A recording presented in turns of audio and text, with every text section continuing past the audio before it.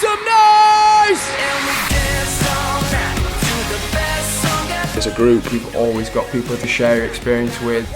Didn't you want to do Katy Perry's film? I got approached by Paramount. They wanted me to come in and meet with them about doing both the Justin Bieber film and the Katy Perry film. Yeah, And when I got called about the Justin Bieber movie, I was making Greatest Movie Ever Sold, and there was no way I could take 2 seconds to stop making that film, because I mean that movie just encapsulated my whole life for almost a year and a half. Right. And then with the Katy Perry film, when I got called to come meet with them about that, we were delivering both Comic-Con and Mansum at the same time. So we were in post on both those movies, and I was like, there's no way we can add another film to this right now. So when I got called by Sony about the One Direction movie, they said, have you ever heard of this band, One Direction? I was like, of course I've heard of them. And they said, would you want to come meet with us about making this film? I was like, absolutely. I was like, I'm not going to miss another one of these opportunities. I am there. But this isn't your kind of music. No, it's not. It was not something that I'd heard of them and I'd heard their music, but it wasn't kind of on my playlist. I grew up listening to a tremendous amount of like Alice Cooper and Metallica, and I'm a big Louis Armstrong and hip hop fan. But once you start listening to this, it gets in your head, it gets in your skin, and you can't get it out.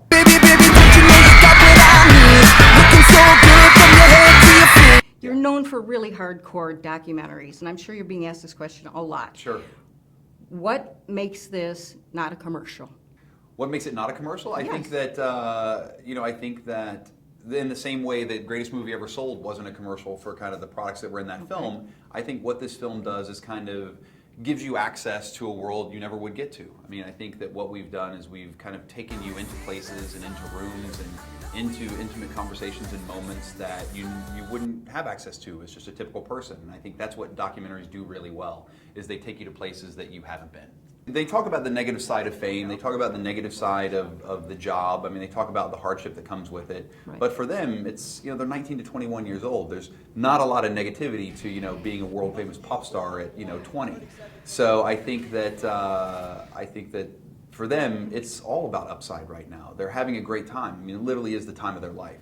For the concert, we were shooting 8 cameras a night, so 16, in essence, because each rig is 2 cameras. So, we shot 16 cameras a night for 5 nights at the concert. And then when we were on the road with them, it was usually 1 or 2 cameras. I mean, it was very small, much smaller footprint when we were shooting most of the documentary footage.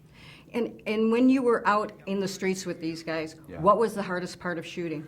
I mean, the hardest part of shooting when you're with them is just managing the fans. I mean, everywhere you go, the minute they go outside, it is like, like flies to honey. I mean, it is like suddenly they are surrounded, and managing that, from a film production side is difficult, because you're literally caught in a mob. It's a mob scene the minute they're out. So there's a lot of orchestration that you have to have in terms of when you're going to shoot with them, how you're going to shoot with them, how are we going to move from point A to point B.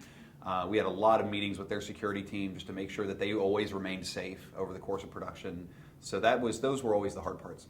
They are really charismatic and fun-loving guys, and they're pranksters, they're jokers. They're always, messing with each other or messing with the security team. So what I loved is just kind of getting to kind of be that fly on the wall as they're kind of screwing around with each other and the people that they're on the road with. Like the disguises that they took on Yeah. so that they could talk to the fans? That's right. Now, one of my favorite moments in the movie is when Niall dresses up as security guard and goes out and talks to the fans, and the fans have no idea. It's great.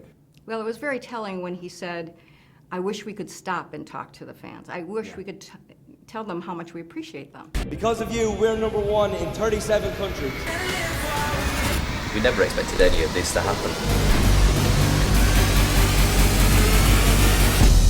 Yeah, and I think that's what this movie does. I mean, this movie in a lot of ways, because they do get to say it in this film, and they get to talk about how important the fans are to them, and they realize that. One of the things that I love about them is how self-aware they are, and they know that if it wasn't for all these fans around the world, they would be nowhere close to where they are right now.